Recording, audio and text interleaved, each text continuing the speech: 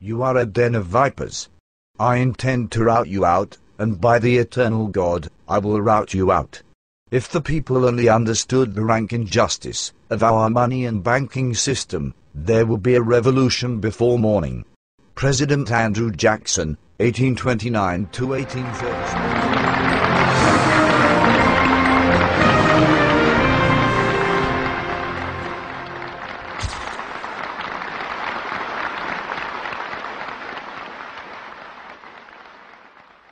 A part of that plan, of course, is to induce the gradual surrender of American sovereignty, piece by piece and step by step, to various international organizations, of which the United Nations is the outstanding but far from the only example.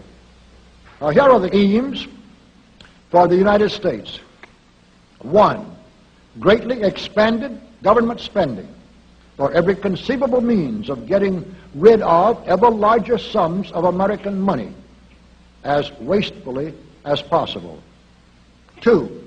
Higher and then much higher taxes. 3. An increasingly unbalanced budget despite the higher taxes. 4. Wild inflation of our currency. 5.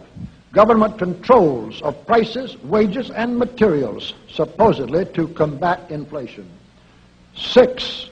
Greatly increased socialistic controls over every operation of our economy and every activity of our daily lives. This is to be accompanied, naturally and automatically, by a correspondingly huge increase in the size of our bureaucracy and in both the cost and reach of our domestic government. 7. Far more centralization of power in Washington and the practical elimination of our state lines. There is a many-faceted drive at work to have our state lines eventually mean no more within the nation than our county lines do now within the states. 8. The steady advance of federal aid to and control over our educational system, leading to complete federalization of our public education. 9. A constant hammering into the American consciousness of the horror of modern warfare, the beauties and the absolute necessity of peace. Peace always on communist terms, of course.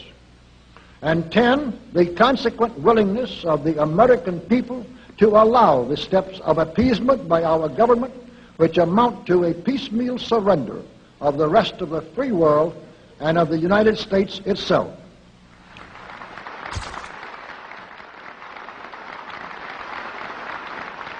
So brush the insider's dust out of your eyes, my friends, and the communist soap suds out of your brain, and ask yourselves in all honesty, what on earth is wrong with the United States simply minding its own business?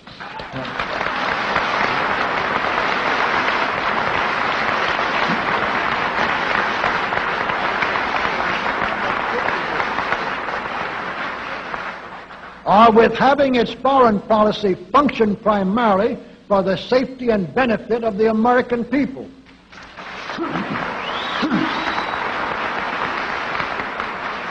Which is exactly what we had done for the first 140 years of our existence as a nation, to the incredible advantage of ourselves and everybody else. Everybody, that is, except a numerically small clique of power-lusting conspirators who had somehow inflicted themselves on a gullible world.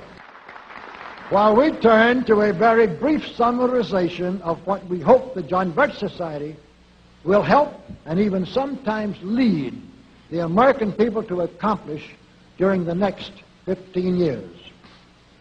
1.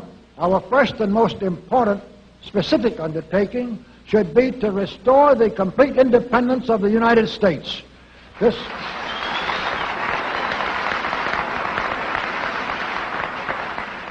This includes our resolution to get us out of the United Nations and get the United Nations out of the United States.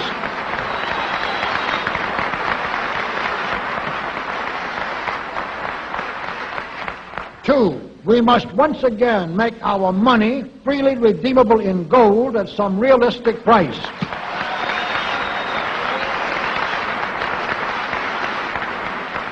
And we must take all practicable legislative steps to prevent a recurrence of the enormous thievery and other subversive crimes that have been perpetrated on the American people through a contrived inflation by every president from Franklin Roosevelt through Richard Nixon.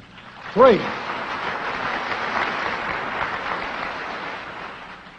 we should reduce the number of government bureaus, of government civilian employees, and the whole quantity of government by at least 50%.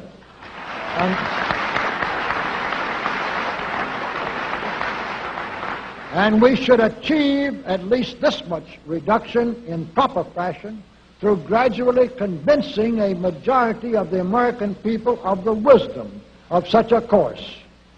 4, we should withdraw all American troops from every spot on earth that is not American soil, except when and where such troops may be required as decided by Congress to protect American lives and property from criminal vandalism.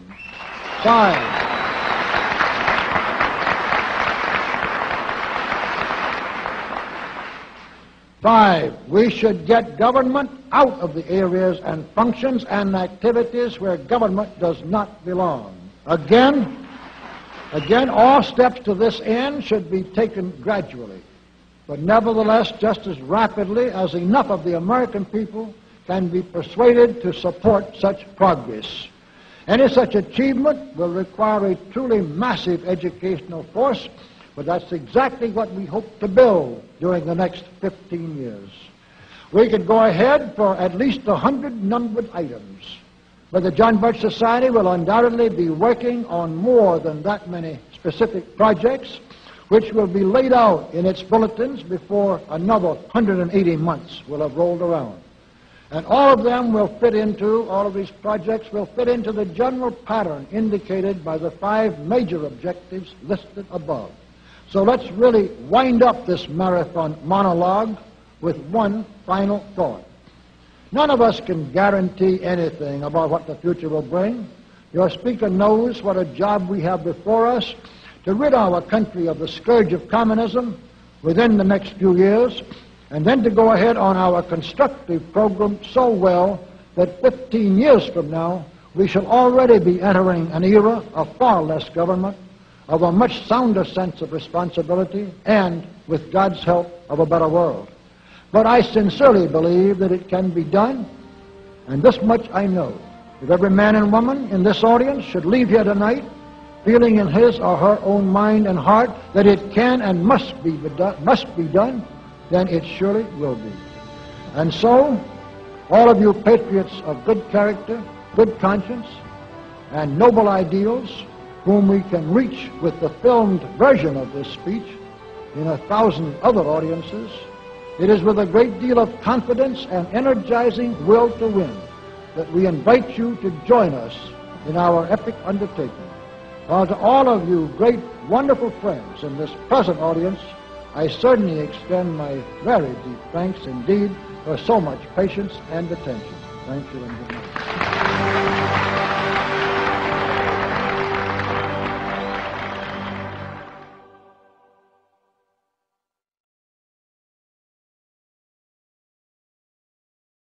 Single acts of tyranny may be ascribed to accidental opinion of the day, but a series of oppressions, begun at a distinguished period, and pursued unalterably through every change of administrations, plainly proves a deliberate systematic plan of reducing us to slavery.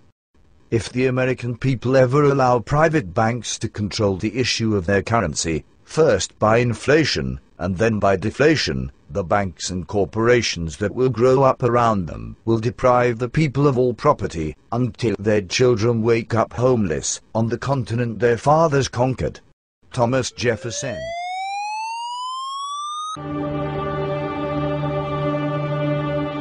We are a decentralized, non-violent, resistance movement which seeks to restore the rule of law and fight back against the organized criminal class. 0.1% of the population has consolidated wealth in unprecedented fashion and launched an all-out economic war against 99.9% of the population. We are not affiliated with either wing of the two-party oligarchy. We seek an end to the corrupted two-party system by ending the campaign finance and lobbying racket. Above all, we aim to break up the global banking cartel centered at the Federal Reserve, the International Monetary Fund, Bank of International Settlements and World Bank. We demand the primary dealers within the Federal Reserve banking system be broken up and held accountable for rigging markets and destroying the global economy, effective immediately. As a first sign of good faith, we demand Ben Bernanke step down as Federal Reserve Chairman until our demands are met and a rule of law is restored. We will engage in a relentless campaign of nonviolent, peaceful, civil disobedience. In our next communication, we will announce Operation Empire State Rebellion. Operation Empire State Rebellion. Expect us. There's a time when the operation of the machine becomes so odious, makes you so sick at heart that you can't take part. You can't even passively take part.